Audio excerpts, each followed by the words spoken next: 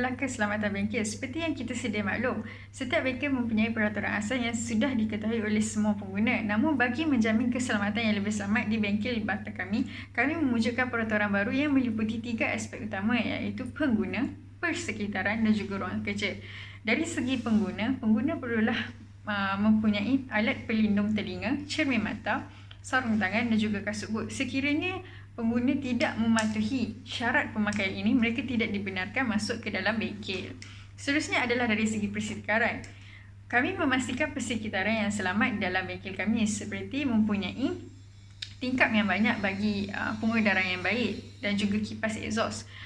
Serta kami juga memastikan bengkel kami mempunyai pintu kecemasan dan juga alat pemadam api atau smoke atau heat detector untuk mengesan sekiranya berlaku kebakaran.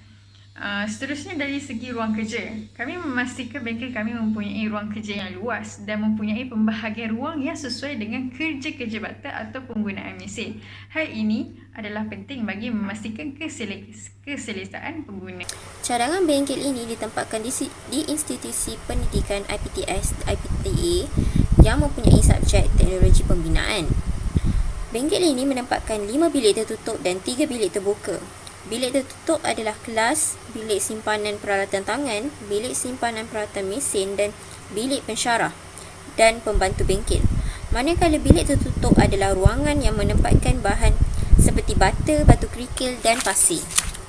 Makmal ini mempunyai pintu utama di bahagian sisi kiri pelan, iaitu terdapat roller shutter, dan satu pintu daun kecil berhampiran roller shutter.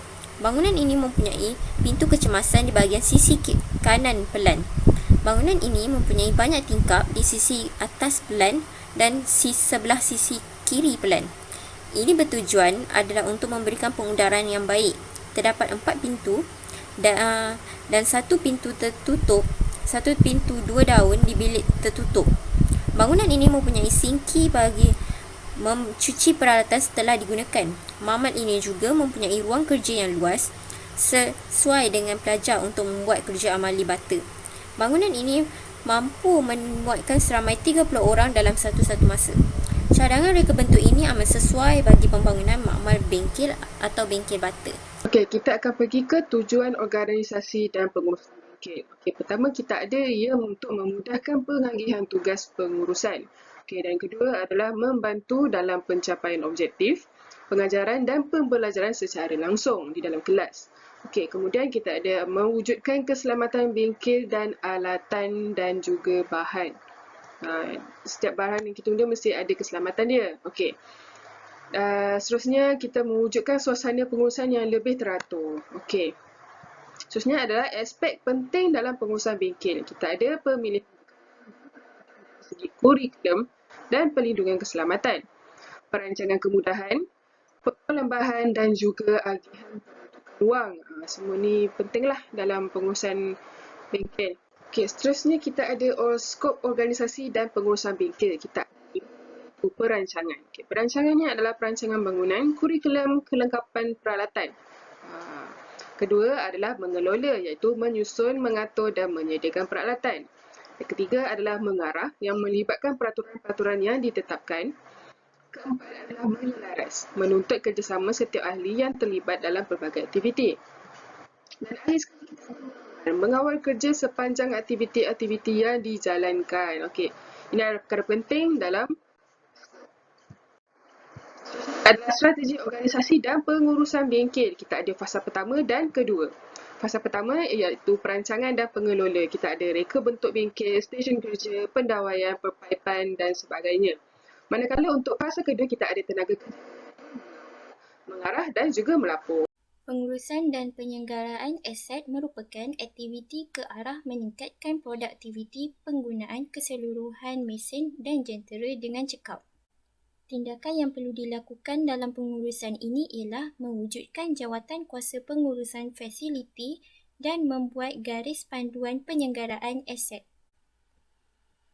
Aset bermaksud harta benda kepunyaan atau milikan di bawah penjagaan dan kawalan kerajaan yang dibeli, disewa atau mendapatkan daripada sumbangan.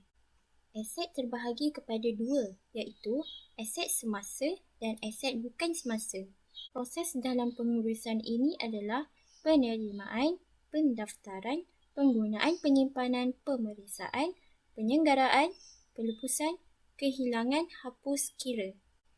Pengurusan penyimpanan pengendalian makmal dan bengkel pula merupakan aktiviti perancangan terhadap penyusunan dan kelengkapan peralatan atau bahan penyusunan ruangan kerja secara sistematik. Antara faktor yang mempengaruhi sistem 3P di makmal dan bengkel adalah pelan lantai, kemudahan pengajaran, bunyi, warna, pencahayaan, bengkel am, sistem store dan kebersihan. Spesifikasi dan anggaran kos peralatan bagi bengkel bata yang akan dibangunkan mempunyai 14 item.